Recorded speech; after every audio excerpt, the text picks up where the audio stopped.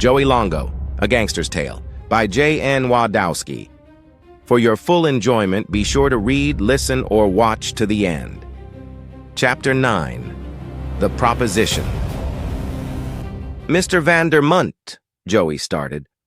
Please call me Thomas. Mr. Vandermunt reminds me of my age. Thomas interrupted him. Joey smiled. Thomas, Kevin Altman is associated with a very powerful syndicate, a syndicate that plans not only to change the criminal, political, and economic landscape of your fine city, but will also lead to major global changes. Kevy Poo was always a dreamer, Thomas responded. As he informed me, you are too, Joey added. Old money, but unlike most that make small fortunes from the large fortunes they inherited, you, Thomas, took the dwindling wealth that had been built by your ancestors that first built this city, and turned it once again into an economic empire. Thomas nodded his head in agreement. True. Most of my cousins burned through whatever was left for them. I saved the family name. Joey could see the pride in his elastic, stressed face. I am offering you a much more global impact to your legacy. How so?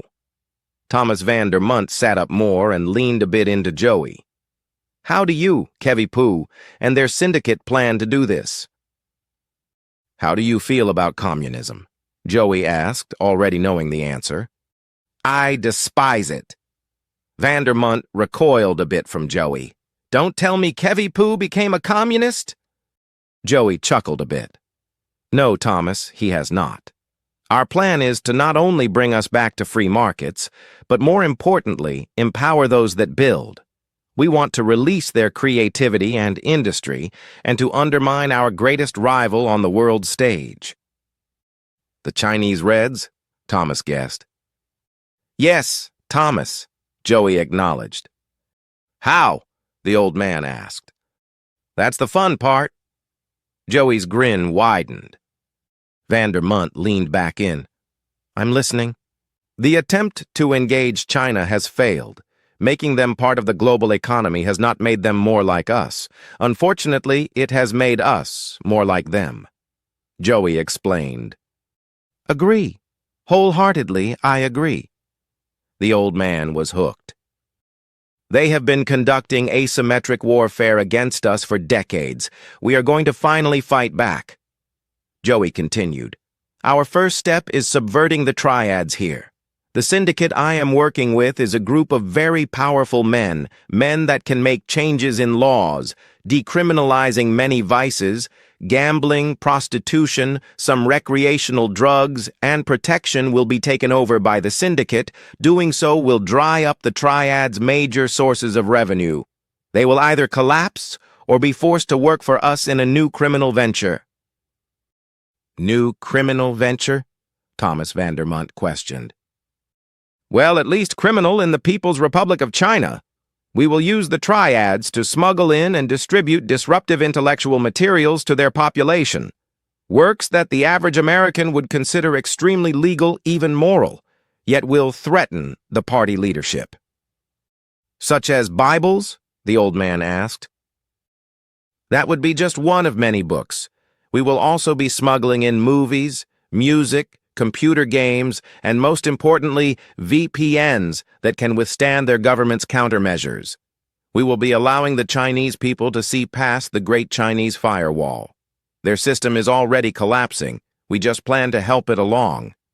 The dream of selling a pair of shoes to each of the over 1 billion Chinese will finally become a reality. What is the time frame for this to be accomplished? Vandermunt asked. In all honesty, it will not happen overnight. It could take years, maybe decades, and then suddenly everything will implode upon them. Their censorship is not only a sign of fear of the truth, it is also a system that prevents their leadership from getting honest assessments of their real problems. Their so-called impressive infrastructure is known as tofu construction, for a reason. Corruption is so endemic there that their newly erected buildings collapse in years and sometimes even in months. Vandermunt nodded knowingly as Joey continued. He had experience trying to do business in China. Their youth unemployment numbers were so high, they simply stopped reporting the statistics for months until they could fudge the numbers to make them sound better by adding students among the employed. Their purges of high officials generate fear and self-censorship among their ranks. Their claiming that economic indicators are state secrets proves that even they know the numbers do not support their system and their propaganda. Their handling of COVID with their draconian lockdowns has severely damaged the trust of their middle class in their leadership. Even their rich and powerful are sending their wealth and families overseas. It has gotten so bad that Beijing is cracking down on it. I could go on. Their system is in trouble, but they have known for decades, if they can weaken us and share their misery, they may have a chance to survive. I fear they have been succeeding in their endeavors to weaken us. I wholeheartedly agree. You have done your homework, Mr. Longo. Thank you for thinking so, Thomas. From you, that means a lot to me. Joey answered. Have you ever read Unrestricted Warfare by two Chinese colonels? I have not, Thomas admitted. I strongly recommend it. It spells out, in their own words, their strategy to defeat America. Joey lightly bit his lower lip. Thomas added, I will read it, but it is not just the Triads that have been undermining us. Many NGOs are doing even more damage, funded by taxpayers' money. We are aware of the problem. It will be a more difficult nut to crack than organized crime.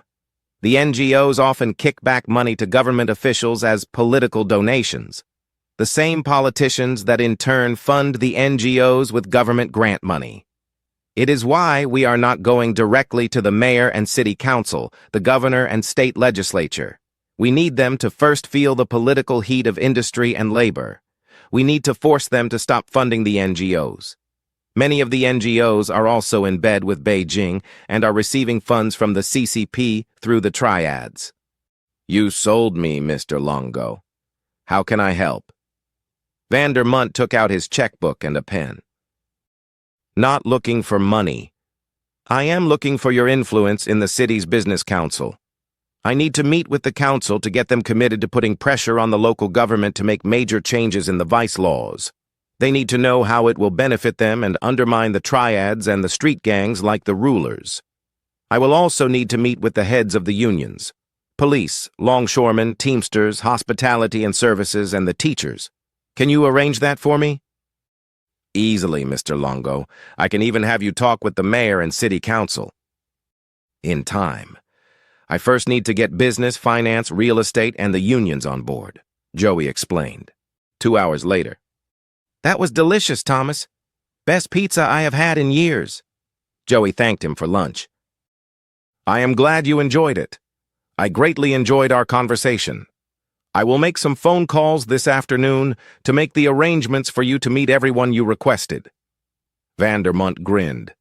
I understand it will not be easy, but I'm glad someone is finally really doing something. My family settled in New York when it was called New Amsterdam. We were one of the few original New York families that supported the revolution against the British. You are a patriot, Mr. Longo. Even if you do not know it, your venture is not only going to make us all greater profits.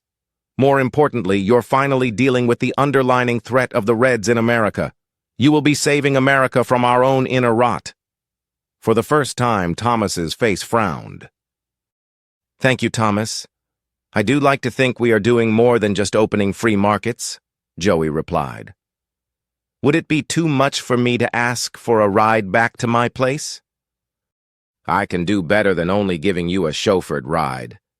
Think of it as my little donation to your endeavor. Mr. Vandermunt picked up the silver bell on the table and rang it twice and then once. Gilbert slid open the teakwood panel doors and entered. Yes, sir? Gilbert, please escort Mr. Longo to the garage. Give him the keys to any one of my cars he wishes to use, with a remote for the drawbridge. The old man looked at Joey. You are welcome to return any time you wish. Think of my home as your home. You are most kind, Thomas, Joey answered, standing. He shook Vandermunt's hand. He then turned to Gilbert, who escorted him to the 10-car garage. 30 minutes later. Joey lowered the drawbridge and took the light blue with large white racing stripes 1969 Camaro over the bridge. The patrol car and the Mercedes were both pulled over on the side of the road waiting for him. Both expecting a Rolls-Royce Phantom to return from the island, neither at first realized it was Joey in the Camaro passing them by. The cops were the first to put two and two together, made a speedy, hard U-turn, and tried to catch up with the Camaro to maintain their surveillance of Joey. The Mercedes took longer to catch on. After arguing with each other in the car, the Chinese gangsters finally agreed to follow the cops. They pulled off the side of the road and made the sharp U-turn to gain chase. Joey had almost forgotten how much fun it was to drive a shift. He was back at his place in less than 15 minutes. When he finally entered his apartment, the police car, and later the Triads Mercedes, both pulled up and parked across the street. They took up positions to watch his building. Neither of them noticed that a bit down the road ahead of them was parked, on the opposite side of the street, a purple 2023 Dodge Challenger. Within the car sat two Hispanic men in silk Hawaiian shirts. One of the men was peering through a pair of binoculars as he observed any movement in Joey's apartment on the 10th floor. Continue to Chapter 10, Panic. To support the author, please like, share, comment, and subscribe.